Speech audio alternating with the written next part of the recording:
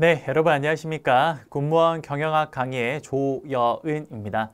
여러분들 오늘부터는요, 우리 군무원 경영학 이제 본격적으로 이제 경영학 과목에 대해서 한번 들어가 볼까 합니다.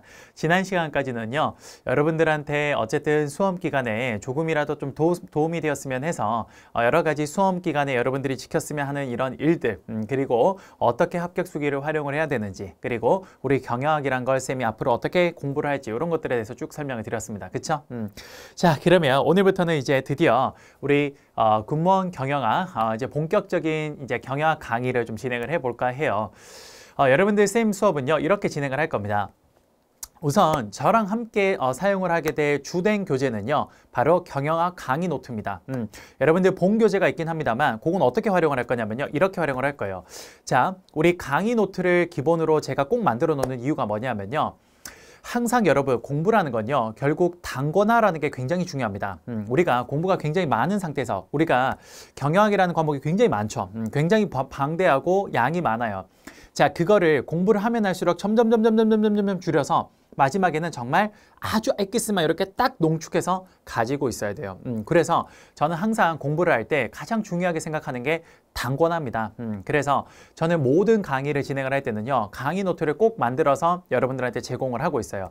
여러분들 지금 아마 교재를 구입을 하셨을 때 기본 교재 말고 강의 노트도 함께 구입을 하셨을 겁니다. 그렇죠? 그러면 그 강의 노트를 펼쳐놓고 저랑 수업을 할 거예요. 그 주로 우리는 바로 이 강의 노트를 해서 저랑 필기를 해가면서 진행을 할 거고요. 그럼 기본 교재는 어떻게 활용을 하냐? 이렇게 할 겁니다. 자, 여러분들이 저랑 수업을 하고 나면요 나중에 복습을 해야 되잖아요. 자, 그 복습을 할 때 어떻게 하냐? 우리 강의 노트에 그 나간 데까지를 그 교재에서 다시 그 부분을 쭉 읽어봐요. 그러면 이런 내용이구나, 저런 내용이구나. 제가 이제 본 교재에서는 자세하게 워딩으로 좀 내용을, 개념을 설명을 했다면 강의 노트는 이거를 축약해서 압축적으로 정리를 하기 위해서 만든 거라서, 그래서 강의 노트는 우리가 아주 핵심들 위주로만 탁탁탁 이렇게 정리가 되어 있습니다. 수업은 강의 노트로 진행을 하고 여러분들이 복습할 때 어떻게? 그래요. 그 개념 교재, 우리 기본 주된 교재를 한번 쭉 읽어보시면 될 것 같습니다. 자, 일단 그렇게 활용을 하고요. 제가 아마 추가적으로 또 좀 그 개념, 우리 주교재를 활용할 때가 있을 겁니다. 예를 들어서 강의 노트에 없는 내용이 거기 있는 것들이 좀 있어요. 그럼 그런 것들은 제가 나중에 또 한번 설명을 할 때, 그때는 그 교재를 통해서 설명을 할게요. 그럼 그 내용을 어떻게 다시 그 강의 노트에다가 여러분들이 필요하시면 좀 옮겨서 적으면 될 것 같습니다. 제가 그거 왜 안 적었냐면요. 물론 적을 수 있어요. 그런데 항상 여러분 공부를 할 때는요 일단 가장 큰 흐름을 파악하는 게 가장 중요해요. 그래서 일단 제가 그 강의 노트는요 우리가 논리적으로 강의를 쭉 흘러가는 데 있어서 필요한 것들만 쫙 해놓은 겁니다. 제가 지난 시간 이야기를 했죠. 전체 우리 물고기를 잡을 때 한꺼번에 잡는 게 아니라 일단 우리가 큰 물고기부터 잡자고요. 그래서 강의 노트는 바로 그 큰 물고기들이 주로 있는 겁니다. 그게 바로 경영학의 전체 개념의 한 70% 정도에 해당된다라고 보시면 될 것 같습니다. 그런데 이제 여기에다가 플러스 30%를 더해야 되는데 그 30% 중에 이제 쌤이랑 같이 좀 추가하는 것도 있을 거고요. 그리고 공부를 하다 보면 이제 여러분들마다 각자 처해진 상황이 다르다 보니까 거기에 맞춰서 개별적으로 좀 더 추가해야 되는 것들이 있을 거예요. 그것들 전부 다 어디? 그렇죠. 강의 노트에다가, 우리 강의 노트에다가 단권화해서 만드시기 바랍니다. 아시겠죠? 그렇게 하면 아주 좋은 여러분들의 단권화된 경영학 노트가 딱 하나 생길 겁니다. 우리 그런 말 많이 해요. 그 경영학은 사실 그 해당 군무원 시험에 좀 적합한 과목이 없다. 또 혹은 그런 교재가 없다. 이런 이야기 되게 많이 하거든요. 여러분 그걸 어떻게 하냐? 그래요. 쌤이 만든 그 강의 노트에 이제 제가 알려드리는 거 말고 여러분들이 개별적으로 필요한 것도 있을 거예요. 그럼 그런 것들도 거기 옮겨요. 그러면 나중에 그 노트가 뭐가 되냐? 그렇죠. 여러분한테 정말 맞춤의 가장 최고의 경영학 우리 군무원 교재가 될 겁니다. 그래서 제가 항상 강의 노트를 만드는 거예요. 항상 그 강의 노트에는 70%는 제가 알려드립니다. 그리고 또 나머지도 알려드릴 거예요. 근데 나머지 이제 한 뭐 5%, 10% 정도는 개인마다 처해진 상황이 다르다 보니까 그건 이제 여러분들이 개별적으로 공부를 하면서 채워 넣어야 되는 부분들이에요. 그거를 여러분들 강의 노트에 딱 넣어 놓으면 이제 그 노트가 시험장에 갈 때 딱 그 한두 곳만 들고 가면 여러분들의 소위 말하는 경영학 백과사전이 되는 거죠. 그래서 여러분들 그거를 딱 들고 와서 시험 딱 보고 합격하시면 될 것 같습니다. 아시겠죠? 자, 그러면 오늘은 그 첫 번째 시간으로요. 여러분 우리 경영학 강의 노트 첫 번째 한 장 펴보시면요. 오리엔테이션이라고 적혀있는 부분이 있고요. 경영학의 개요, 경영학 개요라는 게 있습니다. 그 부분을 오늘부터 잠깐 설명을 할까요? 자, 여러분들 거기 보시면 경영학 개요라는 게 있고요. 1번에 기업 경영의 목표라는 게 있고 그다음 그 아래쪽에 보면 경영학 세부 과목이라는 게 있습니다. 그쵸? 자, 여러분들 여기 내용을 지금 잠깐 좀 볼 건데요. 자, 볼게요. 자, 여기 한번 필기를 해가면서 한번 이야기를 볼게요. 자, 여러분들 우리가 경영학의 세부 과목이라는 게 있습니다. 경영학 세부 과목. 그걸 여기다 잠깐 한번 적어볼까요? 여기다가 한번 적어볼게요. 자, 여러분들 그 지금 강의 노트에 2번에 적혀 있죠? 2번에 제가 거기 한번 여기다 다시 한번 적어볼게요. 자, 경영학 뭐 세부 과목 이렇게 제가 한번 적어볼게요. 경영학 세부 과목이라고 좀 적고요. 자, 그 경영학 세부 과목을 쌤이 아래쪽에 보면요. 8가지를 적어놨어요. 쌤이 이걸 뭐라고 하냐면요. 제가 그냥 만든 건데 경영학의 8대 주제, 8대 과목이라고 저는 그렇게 많이 이야기를 합니다. 자, 그게 뭐냐? 첫 번째, 1번 뭐냐? 1번 회계학이란 게 있고요. 회계. 그 다음에 2번이 뭐가 있냐? 2번이 아마 재무관리가 있을 겁니다. 재무관리. 혹시 여러분들 기업 재무관리가 적혀있네? 여러분도 재무관리 적혀있죠? 오케이. 그 다음 3번에 뭐가 있냐? 기업 경영 전략. 기업 경영 전략. 그 다음 네 번째 뭐가 있습니까? 네 번째 아마 이게 있을 거예요. 생산 운영 관리. 생산, 그 다음에 운영 관리. 생산 운영 관리. 그 다음에 5번째 아마 마케팅이 되어 있을 것 같고요. 마케팅. 그 다음에 6번째 아마 인사관리라고 되어 있네요. 여러분 인적자원관리? 그렇죠. 인적자원관리 되어 있죠. 인적자원관리. 인적자원관리가 6번째. 그 다음에 여러분들 아마 7번째 경영조직론이라는 게 되어 있을 거고요. 경영조직론. 그 다음 마지막에 8번째 여러분 이렇게 적혀 있을 겁니다. 경영일반이라고 적혀 있을 거예요. 경영일반. 경영학의 마지막 기타 주제들을 의미합니다. 이렇게 여러분 8가지가 딱 적혀 있죠. 그쵸? 자, 여러분들 여기에서 마지막에 경영일반에 해당되는 것들이 뭐가 있냐면요. 이제 여기에 해당되는 게 이제 뭐 좀 작은 주제이긴 합니다만 뭐 상법도 여기 들어가고요. 경영학의 상법도 들어가고요. 그 다음에 또 경영학도 학문입니다. 그러다 보니까 경영학의 역사 같은 것도 있어요. 경영, 역사, 뭐 이런 거. 그 다음에 또 뭐 있냐? 뭐 요즘에는 워낙 여러분 우리 시대가 국제화 시대죠. 그래서 여러분 뭐 국제 경영 뭐 이런 거. 국제 경영. 이런 이제 경영학의 마지막 기타 주제 좀 마이너하긴 하지만 어쨌든 그래도 시험에 나오는 이런 기타 주제들. 이게 이제 마지막 경영 일반이라고 보여집니다. 자, 여러분들 지금 제가 이 8가지를 설명을 했는데요. 사실 쌤이 경영학이라는 학문에 대해서 쌤한테 세부 과목이 뭐가 있습니까? 라고 하면 저는 요 8가지라 이야기를 해요.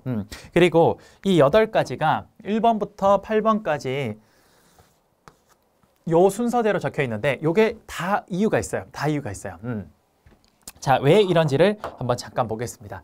혹시나 지금 쌤 수업을 듣는 친구들 중에 경영학과 학생이 있다면 지금 쌤이 이렇게 쭉 적은 요 8가지 과목을 보면요. 요게 뭐냐? 경영학과의 전공 필수 과목이랑 똑같을 겁니다. 그렇죠? 전공 필수 과목이 다 요거에 해당이 돼요. 그게 왜 그런지 지금부터 한번 보도록 할게요. 아주 기가 막히게 재밌게 논리적으로 설명이 됩니다. 한번 볼게요. 이게 이제 제가 만든 하나의 로직인데 한번 보도록 할게요. 자, 여러분들 우리가 지금부터 기업에 1월 1일부터 12월 31일까지 기업이 경영활동을 하죠. 그러면 우리가 아주 짧은 시간이긴 합니다만 기업의 1월 1일부터 12월 31일까지 1년 동안 기업은 어떻게 운영이 되는지를 한번 볼까 합니다. 아주 짧은 시간이지만 우리가 전체를 한번 볼 수가 있어요. 한번 볼게요. 자, 예를 들어서 자, 기업 경영이란 걸 전 설명을 할 건데 요거부터 한번 해봅시다. 우선 첫 번째 여기다 한번 적어볼까요? 자, 기업은 경영의 활동을 하죠. 그러면 기업 경영의 목표가 뭔지 한번 봅시다. 여러분, 기업 경영의 목표가 뭔지 한번 볼게요. 기업 경영 목표. 자, 기업은 왜 경영을 합니까? 결국 목적이 뭐냐면요. 첫 번째, 이윤 극대화입니다. 첫 번째 이윤 극대화. 그 다음에 기업 경영의 목표 두 번째는 뭐냐면요. 두 번째는 주주 가치 극대화. 주주 가치 극대화. 이게 두 번째. 그 다음에 마지막 세 번째는 뭐냐면요. 기업 가치 극대화입니다. 뭐? 기업 가치 극대화. 요렇게 돼요. 요렇게. 그런데 요 세 가지가 어떤 일정한 조건이 주어지면 요 세 가지는 다 사실은 똑같은 의미입니다. 자, 다시 한번 이야기해 볼까요? 기업 경영 목표가 무엇입니까? 라고 저한테 물어보면요. 저는 이렇게 이야기할 것 같아요. 뭐? 첫 번째 이윤 극대화, 두 번째 주주 가치 극대화, 세 번째 기업 가치 극대화. 요 세 가지로 우리는 이야기를 할 수 있습니다. 왜 그런지 한번 볼게요. 왜 그런지.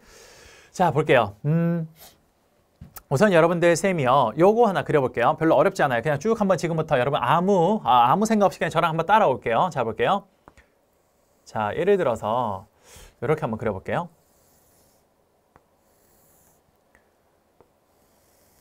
자, 이렇게 되어 있죠. 요 발을정차 같은 거 하나 그렸어요. 됐습니까? 요거는 뭐냐면요, 여러분. 요거는 이제 우리가 나중에 회계에서 배울 건데요. 자, 일단 여기다가 이렇게 한번 적어볼게요. BS라고 한번 적어볼게요. 이게 뭐냐면요. 그 회사의 특정 시점에 재무 상태를 알려준다라고 해서 재무 상태표라고 합니다. 자, 무슨 말인지는 여러분 모르셔도 돼요. 나중에 다 설명할 거예요. 자, 어쨌든 뭐냐. 그 회사의 현재 재무 상태를 알려준다는 겁니다. 이게 뭐냐. 굉장히 간단해요. 자, 일단 예를 들어서 그 회사에 대해서 이야기를 하면요. 자, 여러분들 여기 지금 보면 공란이 하나, 둘, 세 개가 있죠. 자, 여기 가장 왼쪽에 오는 게 뭐냐. 왼쪽에 여기가 뭐가 오냐. 자산이라는 게 오고요. 자산. 자, 무슨 말인지 여러분 한번 지금 들어보세요. 별로 어렵지 않아요. 첫 번째 자산이 오고요. 그다음 두 번째 여기에 뭐가 오냐면요. 여기는 부채라는 게 오고요. 부채. 마지막으로 가장 아래쪽에 뭐가 오냐면요. 여기 가장 아래쪽에 뭐가 오냐. 여기에 자본이 옵니다. 자본. 여기 무슨 말이냐. 이렇게 간단해요. 한번 보세요. 여러분들 제가 얼마 전에 드디어 열심히 살아서 드디어 제가 서울에 집을 하나 샀습니다. 제가 아파트를 하나 샀어요. 와, 비싸요. 너무 비싸요. 그 아파트를 하나 샀는데요. 제 아파트를 얼마 주고 샀냐면요. 자, 예를 들어서 제가 아파트를 얼마 주고 샀냐. 제 아파트를 10억을 주고 샀다고 해볼게요. 10억.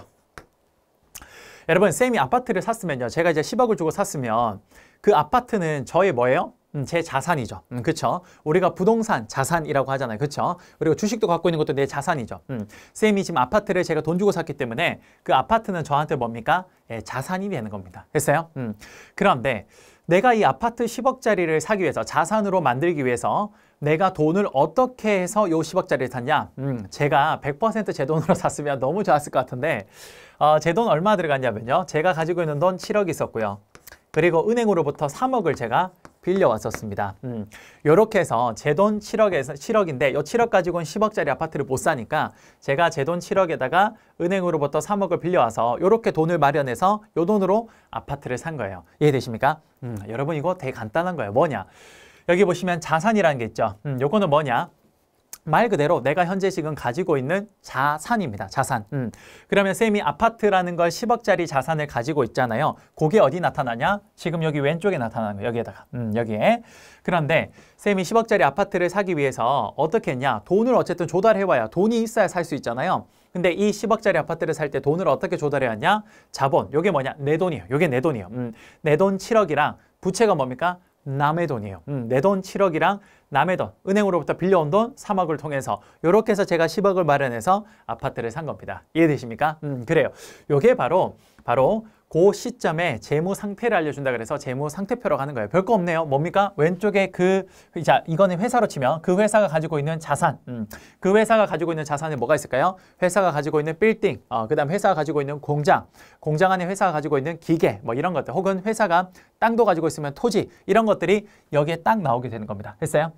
그러면 요 자산이 형성되기 위해서 그 기업이 자산을 이렇게 형성하기 위해서 돈을 어떻게 조달해야 하냐? 회사가 가지고 있는 돈과 그다음 회사가 지금 빌린 돈도 있겠죠? 그게 여기 위에 나오는 거예요. 이해되세요? 별로 어렵지 않네. 그쵸? 오케이. 자, 그래서 항상 여기서 하나만 더 이야기를 하면 항상 요 재무상태표엔 요런 게 성립이 합니다. 뭐냐? 잘 보세요. 왼쪽의 자산은요. 왼쪽의 자산은 이퀄 뭐가 되냐면요. 부채 플러스 자본이 됩니다. 부채, 그다음 플러스 뭐 자본이 돼요. 이거 너무 당연한 거죠. 뭡니까? 그래요. 내가 요 자산을 형성하기 위해서는요. 내 돈과 남의 돈을 합쳤을 때 내가 요 자산을 형성할 수 있는 거잖아요. 그쵸? 쌤이 어떻게 10억짜리 아파트 샀어요? 내 돈 7억에 남의 돈 3억 빌려와서 10억짜리 아파트 산 겁니다. 맞습니까? 오케이. 자, 여러분들 요거는 일단 잠시 후에 또 써먹을 거라서 요거 쫙 한번 기억을 할게요. 자산은 어떻다? 부채랑 자본 더한 거다. 내가 10억짜리 아파트 살 때 남의 돈과 내 돈 합쳐서 요거 산 거다. 됐습니까? 오케이. 자, 그러면 이제 여러분들 어떤 내용인지 일단 요거는 이제 무슨 말인지 알겠죠? 자, 그러면 이렇게 한번 해볼게요. 요 재무상태표는요. 요 재무상태표가 어떤 회사의 재무상태표인지를 알려주기 위해서 맨 왼쪽에는 뭐 오냐면요. 자, 땡땡 기업 이렇게 적습니다. 땡땡 기업. 이렇게 적고요. 그 다음에 이제 1월 1일 날 제일 처음 시작을 하는 거라서 1월 1일을 이렇게 오른쪽에다 적어줘요. 됐습니까? 특정 시점이라서 딱 한 시점이 딱 나오는 거예요. 됐어요? 자, 이야기 한번 해볼게요. 여러분들 한번 물어볼게요. 이제 여러분도 나중에 군무원이 되어서 이제 소위 말하는 군 조직이라는 곳에 들어가게 될 겁니다. 그렇죠? 이 경영학이라는 학문은요. 말 그대로 어떤 조직을 경영하는 데 있어서 여러 가지 해안을 주는 그런 학문이라고 보시면 될 것 같아요. 주로 이제 경영학은 사기업에 이제 여러 가지 경영 활동에 도움을 주는 학문이라고 보시면 되는데 여러분 그러면 우리가 일반적으로 사기업 물론 여러분들이 있는 이제 군 조직도 상관없어요. 자, 사기업이라는 곳을 가게 되면요. 그 사기업에 갔을 때 가장 회사에서 중요한 두 사람을 꼽으라면 저는 다음과 같은 두 사람을 뽑을 수 있을 것 같습니다. 여러분 혹시 누굴 것 같아요? 이 두 사람? 첫 번째는 제가 이야기하면 항상 하는 게요. 쌤 제가 제일 중요합니다 라고 하던데 그렇죠. 종업원 중에 항상 내가 제일 중요하죠. 내가 제일 중요하지만 그거 잠깐만 미뤄두고요. 가장 중요하다고 생각되는 사람 첫 번째가 누구냐? 그렇죠. 그 회사의 수장입니다. 그 회사의 수장. 누구예요? 예, 대표이사, CEO, 사장님. 이 사람은 배로 치면 배 선장이에요. 배 선장. 배 선장은요. 어떻게 해요? 본인이 직접 조종하는 게 아니죠. 항상 뒤에서 그 조종하는 사람 뒤에서 어떻게 해요? 이렇게 배가 지금 지나가는 방향을 보면서 지금 우리 목적지로 가려면 여기서 배를 이쪽으로 좀 틀어서 이렇게 가다가 또 바람이 너무 많이 온다? 그럼 이쪽으로 틀자. 뭐 이런 식으로 소위 말해서 우리가 배가 나아가야 될 방향을 보여주는 게 누구냐? 그게 선장이에요. 배 선장은 이제 그래서 아주 중요한 겁니다. 그 여러분들 회사 사장님이 실제로 보면요. 아무 일도 안 하는 것 같죠? 실제로 아무 일도 안 해요. 근데 실제로 아무 일도 안 하는 거 맞는데 어쨌든 이론적으로 보면요. 사장님이 정말 아무 일도 안 하는 것처럼 저 사람 너무 좀 쉽게 돈 벌어 가는 거 아닌가 싶은데 사장님은 고민이 많아요.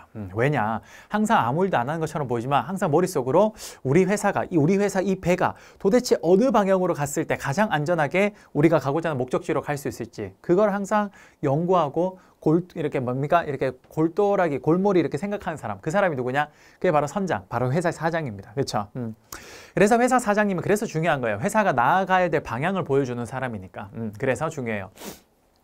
자, 그 다음 두 번째는요. 회사 사장님이 그만큼 중요한 첫 번째 사람이라면 이제 두 번째 중요한 사람 누구냐? 바로 바로 아래 단계에 있는 최고 재무 담당자라는 사람이 있습니다. 그 사람들이 흔히 말해서 CFO라고 해요. 이 최고 재무 담당자는 무슨 일 하는 사람이냐면요. 이런 일 하는 사람이에요. 주로 어떤 일을 하냐면 우리가 이제 회사가 어떤 사업을 하려면 여러분 우리 하다못해 치킨집 하나 차리려고 해도요. 뭐가 있어야 돼요? 요거 쩐이 있어야 돼요. 쩐이 맞죠? 요렇게 쩐이 있어야 돼요. 그것처럼 회사라는 거대한 조직이요. 이게 어떤 새로운 사업에 진출을 해서 뭔가 사업을 하려면요. 당연히 뭐가 필요하냐? 돈이 필요합니다. 돈이. 우리가 그 사업에 진출하려면 일단 땅도 사야 되고 공장도 짓고 기계 설비 사야 되고 여러 가지 돈이 필요해요. 그쵸? 바로 이겁니다. 우리가 어떤 사업을 영위할 때 그 사업을 사업을 영위할 때 돈이 필요한데 그 돈을 빌려오는 사람, 돈을 조달해오는 사람, 그 역할을 하는 사람의 담당자, 최고 담당자가 누구냐? 그게 최고 재무 담당자예요. 우리가 흔히 말해서 CFO라고 합니다. 여러분 우리 회사라는 곳에 가면요. 회사에 가장 중요한 두 부서가 있는데요. 그 두 부서가 뭐냐? 가장 중요하다는 건 쉽게 말해서 가장 힘이 좋은 부서예요. 그 두 부서가 어디냐면요. 첫 번째가 그렇죠. 이 돈을 만지는 재무부서랑 두 번째가 사람들의 인사권을 갖고 있는 인사부서가 됩니다. 여러분도 나중에 나중에 군조직에 들어가시게 된다면요. 이제 아무래도 여러분들 이제 군무원으로 들어가시면 그 특수직으로 이제 그쪽에서 일할 확률이 높긴 합니다만 혹시나 이제 약간 뭐 다른 데서 이렇게 뭐 파견 가서 근무할 수 있는 기회가 있다면 꼭 인사부서와 그다음에 재무부서, 이 회계 담당하는 부서는 한 번쯤 경험해 보시면 좋아요. 왜냐? 회사에서 가장 권력이 있는 부서라서, 그래서 거기에 어떤 일들이 일어나는지를 좀 알고 있다면 아무래도 이 조직이 이동할 때 굉장히 조금 여러분들이 조금 머리를 해안을 가지고 이동을 시킬 수 있을 겁니다. 어쨌든 그게 두 부서가 가장 힘이 좋아요. 그래서 여러분 우리 회사에서도 격리 부서라고 있죠. 격리 부서. 거기 있는 격리 부서의 직원들이 굉장히 파워가 좋습니다. 왜? 회사의 돈줄을 딱 쥐고 있기 때문에 그래요. 모든 부서가 마케팅 부서나 생산 부서나 뭐 예를 들어서 연구개발 부서, 모든 부서가 돈이 있어야 마케팅도 하고 돈이 있어야 생산하고 돈이 있어야 연구개발할 겁니다. 그렇죠? 그러다 보니까 맨날 그 부서의 팀장님들이 어디 와요? 격리부서, 우리 재무부서에 와요. 그리고 난 이제 어떻게 합니까? 저희 부서 돈 좀 주세요. 이렇게 이야기를 합니다.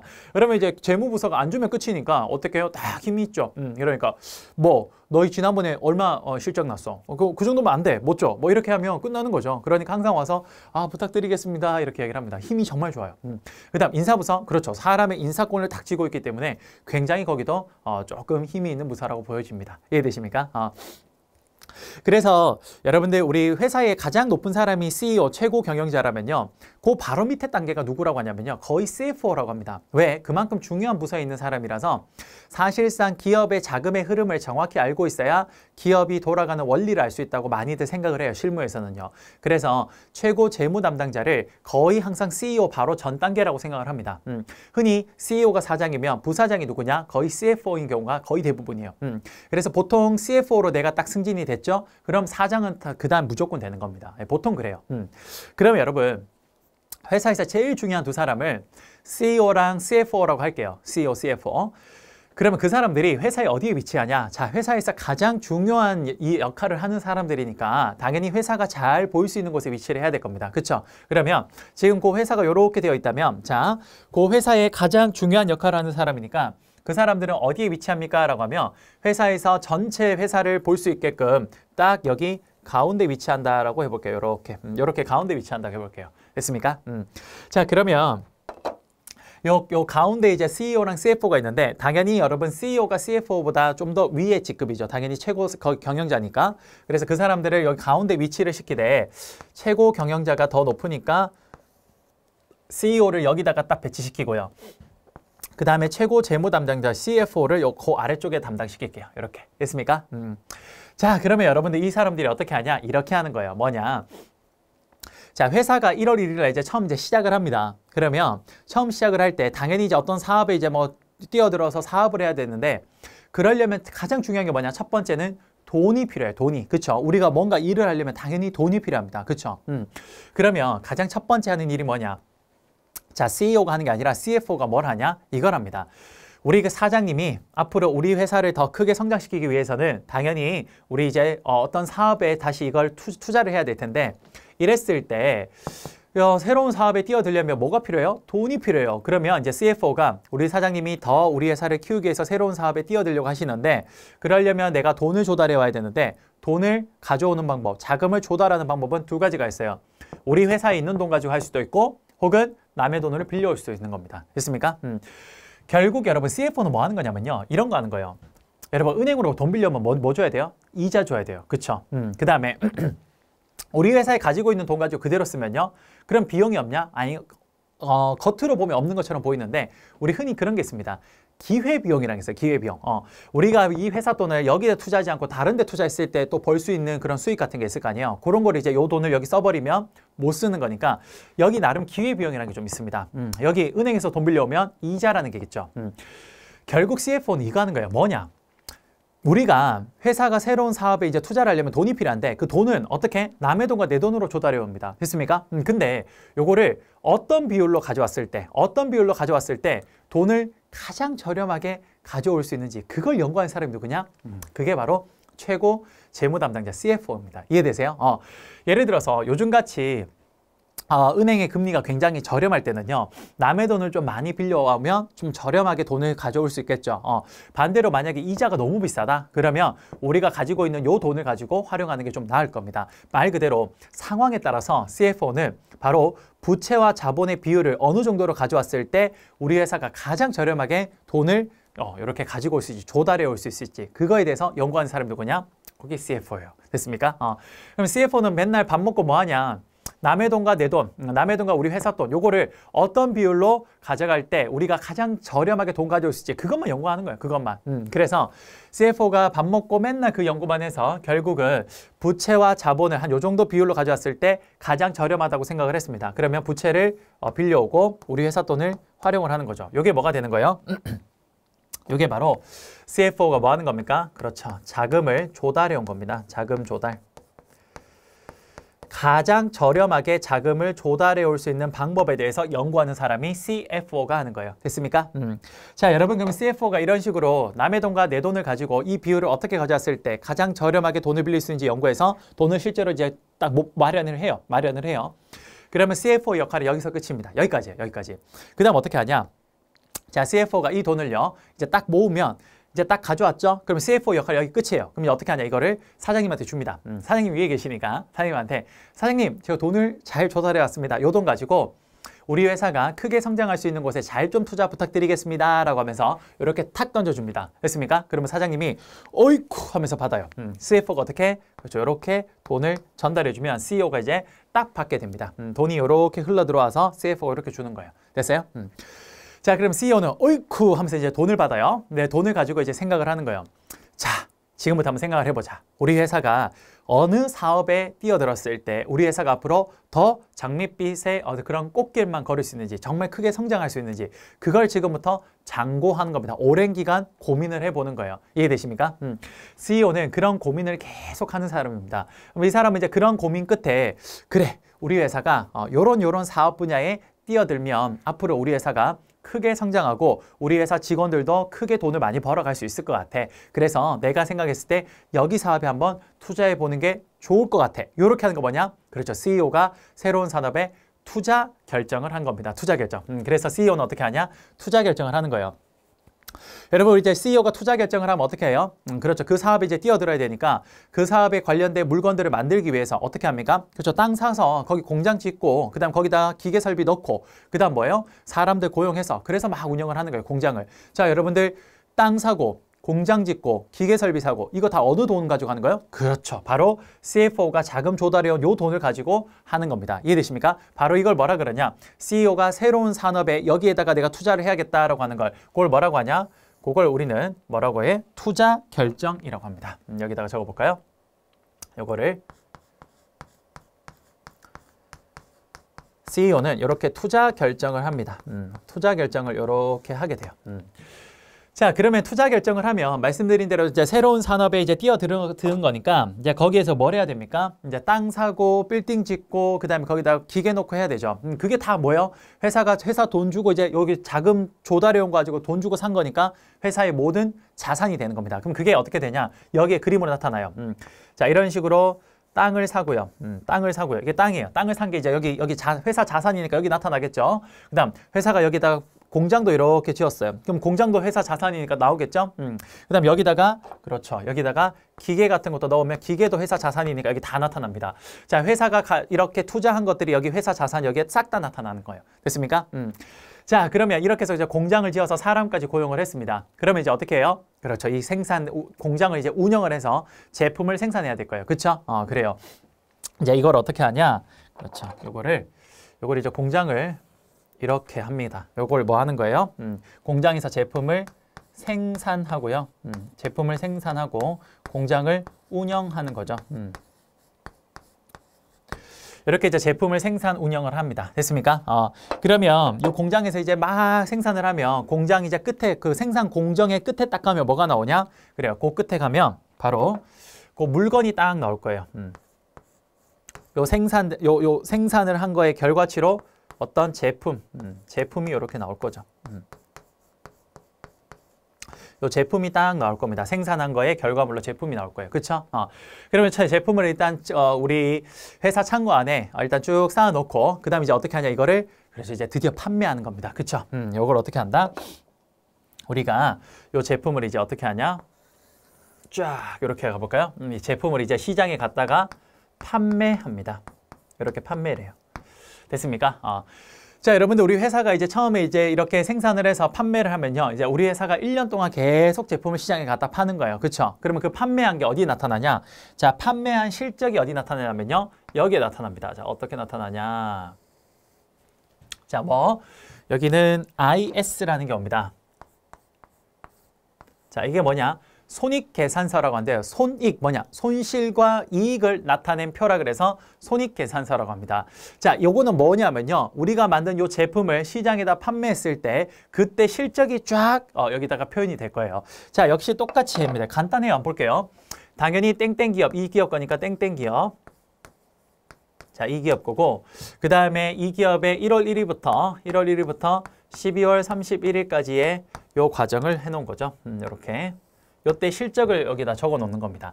자, 한번 해볼게요. 제품을 이제 판매를 해요. 제품을 판매하는데 제품을 예를 들어서 이렇게 해볼게요. 여기 삼성전자 스마트폰이라고 해볼게요. 그러면 스마트폰 한 대 가격이 100만 원인데 10대 판매했어요. 그럼 얼마? 1000만 원 벌었죠? 그걸 뭐라고 하냐? 우리가 제품을 팔아서 번 돈이라 그래서 그거를 우리는 매출액이라고 합니다. 그걸 뭐라고 한다? 매출액. 기업이 말 그대로 판매에서 벌어들인 돈을 매출액이라 그래요. 이게 바로 매출액입니다. 스마트폰 지금 예를 들면 뭐 한 대당 100만 원짜리를 10대 팔았으면 1000만 원 삼성전자가 번 거예요. 그렇죠? 1년 동안. 그게 바로 매출액입니다. 그러면 1000만 원이 다 삼성전자 거냐? 아니요. 거기에 삼성전자 스마트폰을 만들 때 들어간 여러 가지 원가가 있죠. 그래서 그걸 빼야 되는데 그걸 뭐라고 하냐? 그거를 우리는 매출 원가라고 합니다. 우리 쉽게 말해서 어떤 삼성전자 스마트폰 만들 때 들어간 여러 가지 부품들의 원가가 있을 거 아니에요? 그렇죠? 그게 바로 매출 원가가 됩니다. 부품 하나당 뭐 10만 원 뭐 이런 것들이 있을 거예요. 그렇죠? 그런 것들을 이제 원가를 쭉 빼요. 그렇죠? 그건 처음에 들어간 돈이니까. 그다음 두 번째. 그럼 그거 빼고 나면 다 우리 돈이냐? 아니요. 여기서 또 하나 더 빼야 돼요. 뭐냐? 제품을 판매하는 동안 여러 가지 부대 비용이 듭니다. 예를 들어서 이런 거예요. 공장에서 만들어진 거를 대리점까지 이동하는데 뭐예요? 그렇죠. 이동 수송비가 들어가죠. 그 다음에 제품을 디스플레이 해놓고 이거를 판매하는데 홍보하는데 비용도 막 들어갑니다. 그렇죠. 이게 뭐냐? 제품을 판매하고 관리하는 데 들어가는 비용이라 그래서 우리는 이거를 판매 관리비라고 합니다. 판매 관리비. 이렇게. 요거를 딱 빼요. 요거를 딱 빼면요. 자, 요걸 딱 빼면 그럼 뭐가 나오냐면요. 요게 나와요. 뭐냐? 우리가 삼성전자라는 회사가 제품을 영업해서 벌어들인 이익이라서 제품을 판매해서 벌어들인 이익이라 그래서 요걸 뭐라고 하냐? 영업이익이라고 합니다. 영업이익이라 그래요. 뭐냐? 우리가 영업을 통해서 세일즈를 해서 벌어들인 이익이라 그래서 영업이익이라 그래요. 됐습니까? 자, 이런 내용입니다. 예를 들면 이렇다라는 거예요. 뭐냐? 삼성전자 스마트폰 한 대당 100만 원짜리를 10대 판매를 하면 매출액이 1000만 원이 나오죠. 1000만 원이. 근데 여기에서 이 제품, 스마트폰 한 대에 들어간 여러 가지 부품 가격이 있습니다. 그럼 그 부품 가격이 예를 들어서 전체가 10대 합쳐서 이렇게 해볼까요? 한 대당 제품의 부품 가격이 50만 원이었다 해볼게요. 50만 원. 근데 이걸 지금 10대 판매를 한 거니까 결국 500만 원만큼이 요만큼이 빠지겠죠. 그렇죠. 원가니까. 그 다음 여기에다가 우리가 제품 수송하고 관리하는 데 들어간 여러 가지 부대 비용이 한 100만 원 정도 빠졌다고 해볼게요. 그러면 1000만에서 500 빼고 100 빼니까 결국 400만 원이 뭐냐? 예, 그렇죠. 우리가 삼성전자가 영업을 통해서 세일즈를 통해서 벌어들인 수익이라 그래서 이걸 영업이익이라고 하는 겁니다. 됐습니까?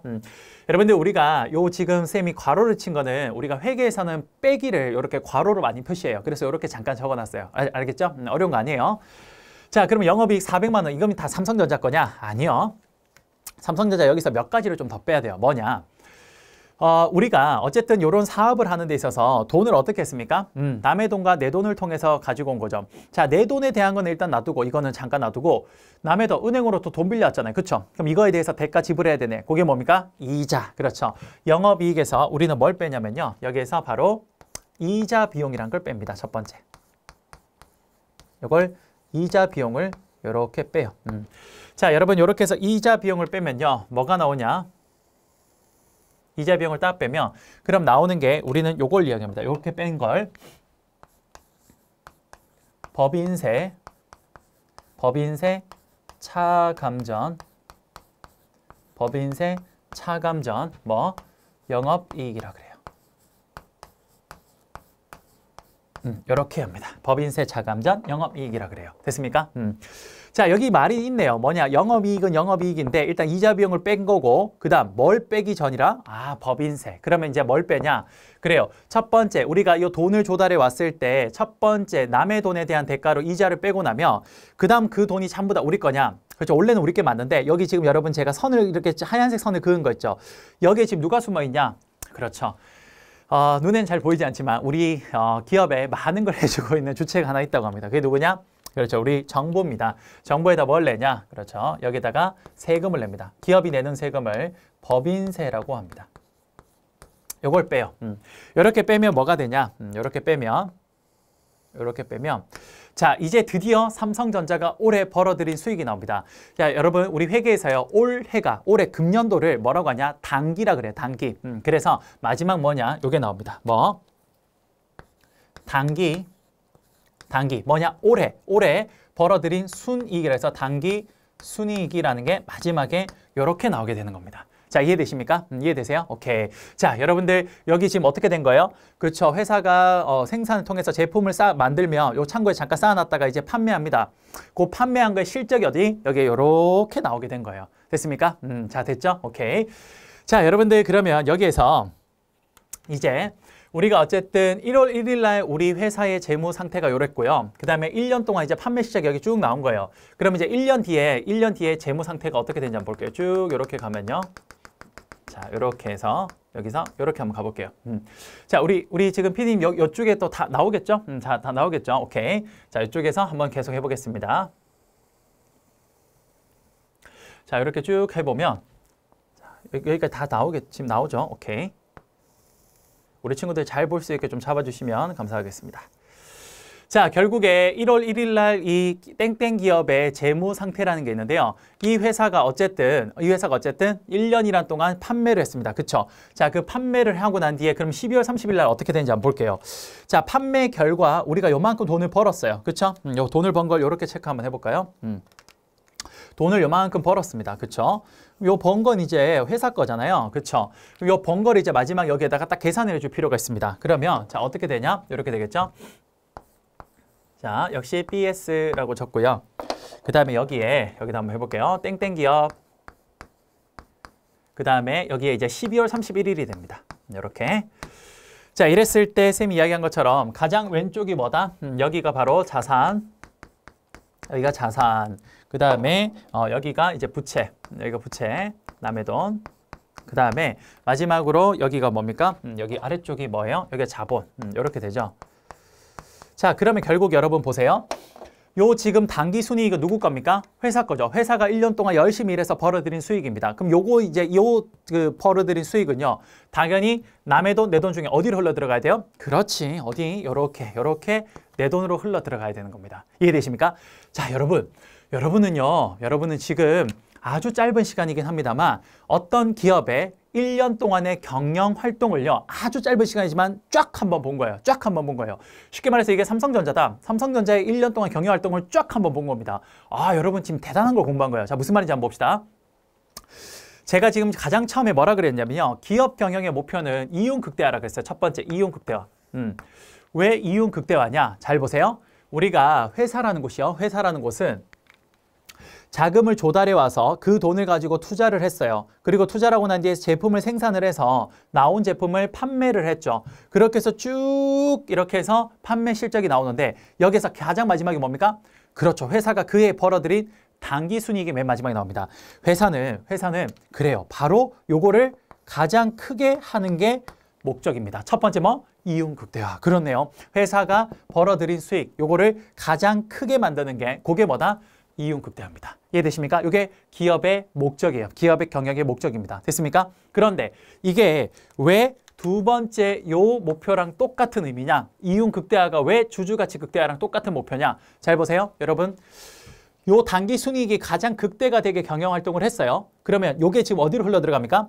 쭉 흘러 들어가니까 어디? 오케이. 자본에 흘러 들어갑니다. 여러분, 주식회사에 자, 요거 나중에 한번 하겠지만 주식회사의 주인은 누구냐? 바로 자, 삼성전자라는 회사는 주식회사예요. 삼성전자의 주인은 누구냐? 우리 건희 형이 아니에요. 여러분, 우리 재용이 형이 아니에요. 삼성전자의 주인은 누구냐면요. 삼성전자 주식을 갖고 있는 주주입니다. 주주. 그러면 그 회사의 주인 누구다? 주주.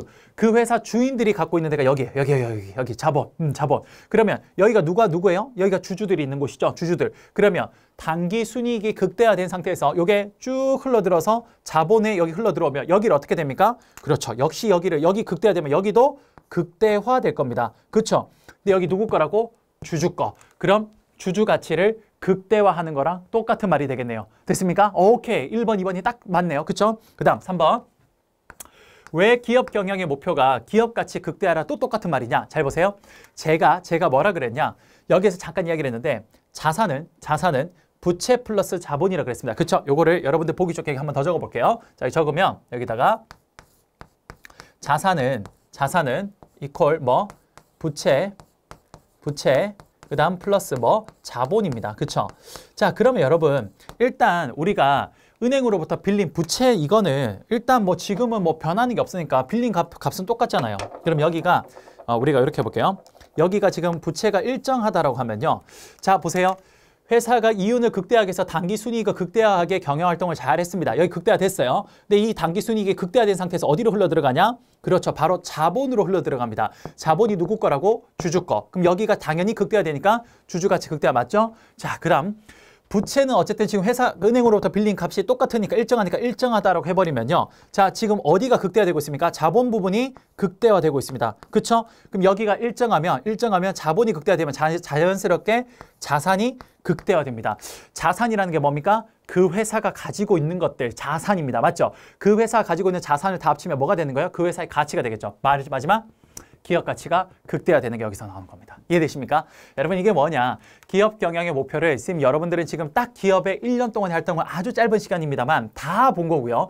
이 기업의 경영 활동을 통해서 왜 기업의 목표가 이 세 가지가 기업의 목표인지를 설명드린 겁니다. 그리고 이 세 가지가 왜 같은지도 여기에서 싹 다 나온 거예요. 여러분 이해되세요? 네, 기가 막히죠? 여러분. 요거는 제가 이제 삼성증권이라는 회사에서 좀 오랜 시간 근무를 했고요. 그 다음 제가 이제 그 경영학이라는 과목을 제가 전공도 하다 보니까 이제 지금 제가 이제 대학원에서는 또 이제 석박사도 하고 있는데 이제 오랜 기간 동안 이론도 공부를 해보고 현실에서 회사도 다녀보고 또 금융회사 같은 것도 다녀보니까 아, 회사라는 곳이 이렇게 운영이 되는구나라는 걸 좀 알겠더라고요. 그러면서 제가 그거를 좀 이론적으로 여러분들한테 쉽게 표현할 수 있는 방법이 없을까 혼자 고민하다가 만들어낸 겁니다. 어때요? 여러분 딱딱 아다리가 맞아 들어가죠? 그렇죠? 자, 여러분들 지금 뭘 한 거냐면요. 기업의 경영 활동에 1월 1일부터 12월 31일까지 딱 1년 동안의 모습을 다 보신 겁니다. 이 과정에서 기업 경영 목표가 왜 저 세 가지가 나오는지도 한꺼번에 본 거예요. 됐습니까? 잘했고요. 여러분 이제 그러면 여기서 이거 한번 봅시다. 이제 마지막으로 쌤이 이야기하고 싶은 게 뭐냐 하면 이거예요. 그러면 자, 제가 이런 이야기를 했습니다. 뭐냐? 여러분 기업이라는 조직은요. 이렇게 큰 덩어리예요. 사실 굉장히 큰 범위의 덩어리입니다. 이 전체가 뭐냐? 이게 기업이죠. 이 기업인데 기업이라는 곳은 굉장히 큰 덩어리인데 이 기업 안에 여러 가지들이 유기적으로 연결을 가지면서 이렇게 부분적으로 모여 있는 거예요. 이런 식으로. 이런 식으로. 그러니까 우리는 결국 경영학이라는 학문은요. 요 기업에 대해서 공부하는 건데 기업이라는 조직이 워낙 크다 보니까 이거를 한꺼번에 공부하기가 힘들어서 우리는 어떻게 하냐? 그렇죠. 이런 식으로 부분으로 나누어서 우리가 공부를 하는 겁니다. 그럼 이 부분을 공부하는 과정에서 이 하나하나씩 공부하다 보면 전체를 나중에 알 수 있을 거라고 생각을 하고 공부를 하는 거예요. 이게 바로 경영학이에요. 됐습니까? 그러면 제가 아까 뭐라 그랬냐? 자, 저기 다시 한번 가볼게요. 여기 뭐라 그랬냐면 경영학의 8대 주제라 그래서 경영학의 세부 과목을 제가 이야기를 했습니다. 그쵸? 경영학의 세부 과목 총 8가지가 있는데 요게 기업 경영에서 어떻게 활용이 되는지를 지금부터 기가 막히게 매칭을 한번 해볼게요. 잘 보세요. 자, 여러분들 지금 쌤이 지금 기업의 1년 동안의 경영활동을 쫙 보여드렸는데요. 자, 제가 지금 이거 기업의 경영활동을 설명을 할 때 무슨 툴을 가지고 설명하고 있냐? 그렇죠. 여기 보는 흔히 말하는 이걸 재무제표라고 합니다. 이게 뭐냐? 바로 회계예요. 회계. 회계에서 가장 많이 사용하는 재무제표라는 걸 활용을 해서 제가 기업의 1년 동안의 경영활동을 보여주고 있었습니다. 이해되십니까? 바로 이겁니다. 기업의 회계라는 거 뭐냐면요. 자, 우리 회계쌤들이 많이 말씀을 하시는데 회계는 뭐냐? 기업의 회계는 바로 기업의 언어라고 이야기를 합니다. 여러분, 언어가 뭐예요? 상대방과 내가 소통을 할 때 바로 매개체가 되는 겁니다. 내가 이렇게 전달할 때 저 사람이 알아들을 수 있는 건 그 똑같은 언어, 매개체를 쓰고 있기 때문에 그래요. 우리가 아프리카에 어디 갔을 때 거기에 그 사람들이랑 소통이 안 되는 이유는 뭡니까? 언어가 다르기 때문에 그래요. 매체가 다르기 때문에. 근데 한국 사람들끼리는 우리가 소통이 되는 이유는 뭐예요? 한국어라는 동일한 한글을 쓰기 때문에 우리는 이 매체가 똑같아서 소통이 되는 거예요. 말 그대로 기업도 기업의 내부에 있는 사람들이 기업 외부에 있는 사람들과 소통을 원합니다. 그러면 그 소통을 할 때 당연히 언어가 필요한데요.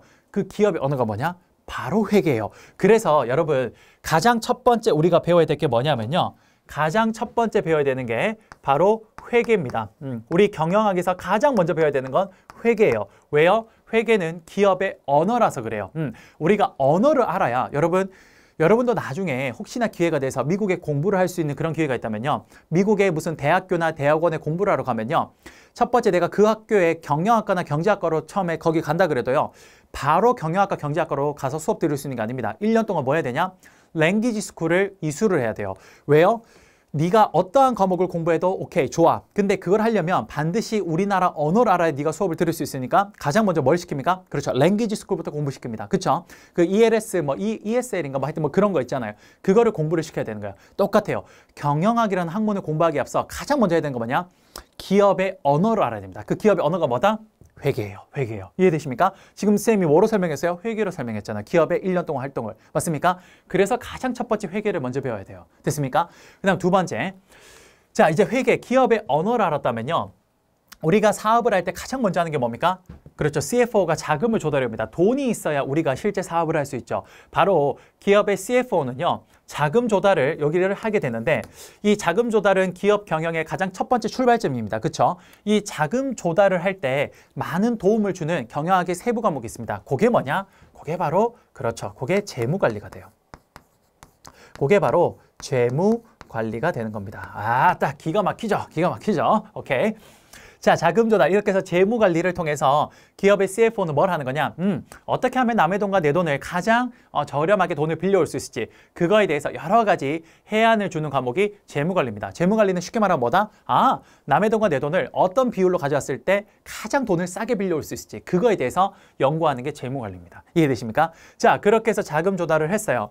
CFO가 돈을 이제 가져왔죠? 그럼 어떻게 합니까? 사장님 받으세요 하면서 던져줍니다. 그럼 사장이 탁 받아서 이 돈을 가지고 이제 우리 회사가 어느 사업에 투자를 했을 때 가장 미래가 밝을지 그걸 생각을 하는 겁니다. 그럼 그 CEO가 장고 끝에 뭘 합니까? 투자 결정을 하죠. 자, 기업의 CEO가 사업에 투자를 할 때 그때 여러 가지 도움을 주는 하나의 과목이 있는데 이 투자 결정이 몇 번입니까? 세 번째 상태가 될 텐데 이때 필요한 과목이 뭐냐? 그렇죠. 이게 바로 기업 경영 전략이 됩니다. 기업 경영 전략이라는 과목이 여기에서 도움을 주게 되는 거예요. 됐습니까? 회계, 재무관리, 기업 경영 전략. 됐습니까? 아, 기가 막히죠? 딱딱 들어맞습니다. 잘 보세요. 자, 이렇게 해서 투자 결정을 했어요. 그럼 이제 투자 결정을 하면 어떻게 하는 거예요? 그렇죠. 땅 사고, 공장 짓고, 기계 설비 넣고 이렇게 하는 겁니다. 자, 그렇게 해서 이제 공장이 완성이 되면 뭐 합니까? 그렇죠. 제품을 이제 생산을 해야 됩니다. 그래 우리 그 사업에서 진짜 그 산업에서 우리도 장사를 하는 거니까요.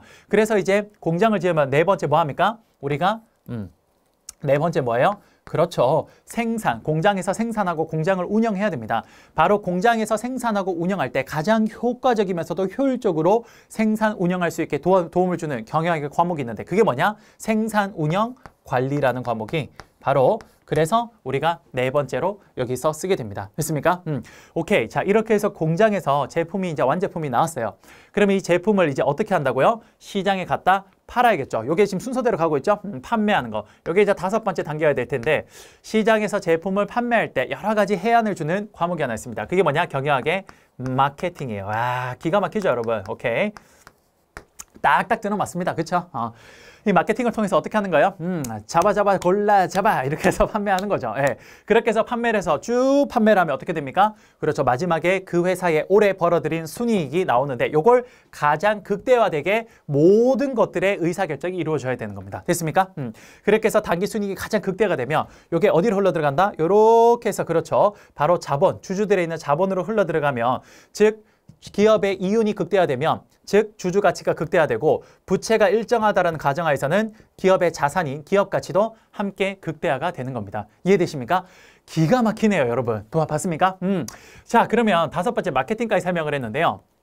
기업이 1년의 경영활동 여기까지가 맞아요. 그런데 우리가 지금 회계라는 그 언어를 통해서 설명을 하다 보니까요. 기업이 1월 1일부터 12월 31일까지 이런 경영활동을 할 때 대놓고 눈에 안 보이는 사람들이 있어요. 안 보이는 자원. 그게 뭐냐? 그래요. 이게 주로 이제 회계라는 어떤 장부를 통해서 숫자로 설명을 하다 보니까 이 자원들이 보이지가 않는데 그게 뭐냐?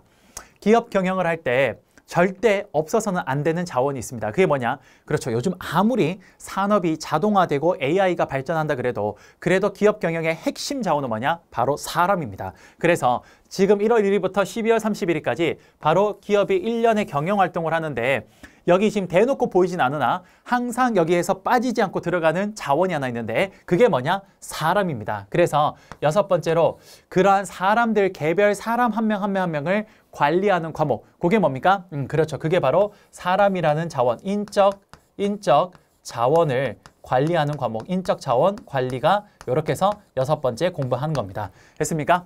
경영학 6번째 과목이 이렇게 해서 나온 거예요. 됐어요? 자, 그 다음. 6번째, 개별 사람을 관리하는 걸 공부를 했는데 여러분 개별 사람들이 모여 있으면요. 그게 뭐가 됩니까? 하나의 조직이 되죠. 그러면 여러분 그 조직은 항상 개별 사람 한 명 한 명 관리하는 거랑 좀 다르게 전체를 보는 모습도 필요합니다. 개별 사람들이 모여 있었다면 이 사람들이 모여 있으면 뭐가 되냐? 조직이 되죠. 그래서 7번째, 조직을 관리하는 과목. 그게 뭡니까? 경영 조직론입니다. 요거는 조직 자체를 관리하는 거죠. 경영 조직론. 이렇게 되는 거예요. 됐습니까? 이렇게 돼요. 됐습니까? 그 다음 마지막 8번째 뭡니까? 우리가 이러한 기업 경영을 할 때는요. 마지막 8번째. 그렇죠. 여기에는 우리가 기업, 정부의 여러 가지 법의 규제도 받고요. 그 다음에 이거 또 뭐예요? 여러 가지 요즘에는 그 개방화된 시대라서 여러 가지 국제적 정세도 영향을 받습니다. 그래서 마지막 8번째가 그런 자잘한 주제들 뭡니까? 경영, 우리가 일반 주제, 기타 주제라고 하는 것들이 여기 들어오는 겁니다. 여기 이제 뭐가 들어가냐? 상법, 세법, 또 뭐 있어요? 경영학 역사, 국제경영 이런 거 등등등등등이 들어가는 겁니다. 이해되십니까? 와, 기가 막히죠? 여러분들 지금 제가 8가지 주제를 어떻게 기업 경영에 딱 맞게끔 하는지 보이십니까? 제가 왜 여러분들 1번부터 8번까지 이렇게 적은지 아시겠죠? 바로 기업이 경영을 해가는 그 순서에 맞춰서 딱딱 맞는 과목들을 제가 정리한 겁니다. 이해되십니까? 왜 여러분 우리가 경영학과 학생들이 요 과목이 전필이냐? 여러분 경영학이 방금 뭐라 그랬어요? 경영학이란 건 바로 이 기업 전체를 우리가 공부하는 겁니다. 근데 이 기업 전체를 한꺼번에 공부하기 힘드니까 부분을 공부를 해서 네가 나중에 이거 전체를 모아서 한번 전체를 파악해봐라 라고 하는 거죠. 그럼 결국에는 기업 경영을 하는 데 있어서 필요로 하는 여러 가지 세부 과목들을 다 알아야 되는데 지금 보시면 기업이 1월 1일부터 처음에 기업이 시작을 해서 12월 31일까지 기업 경영을 할 때 지금 요 각각의 여러 가지 의사결정 과정들이 있었잖아요. 거기에 지금 뭡니까? 그렇죠. 바로 요 8과목이 싹 다 필요했습니다. 그렇죠? 그러니까 요 과목들을 전공 필수 과목으로 전체 네가 요 부분 과목을 공부를 해야 공부를 다 해야 그래야 뭐냐? 바로 기업의 부분을 다 공부해서 전체를 네가 파악할 수 있으니까 반드시 경영학이라는 학문을 전공했다면 이 정도는 알아야 된다라고 전공 필수로 해놓는 거예요. 이해되십니까? 그래요. 여러분 그래서 우리가 경영학이라는 학문은요. 이렇게 수업이 진행될 겁니다. 뭐냐? 오늘은 우리가 첫 번째 시간으로 경영학 전체를 보여드렸다면요. 다음 시간부터는 바로 첫 번째 기업의 언어라고 불리는 회계학부터 요것부터 밑으로 순서대로 이렇게 수업이 진행이 될 겁니다. 아시겠죠?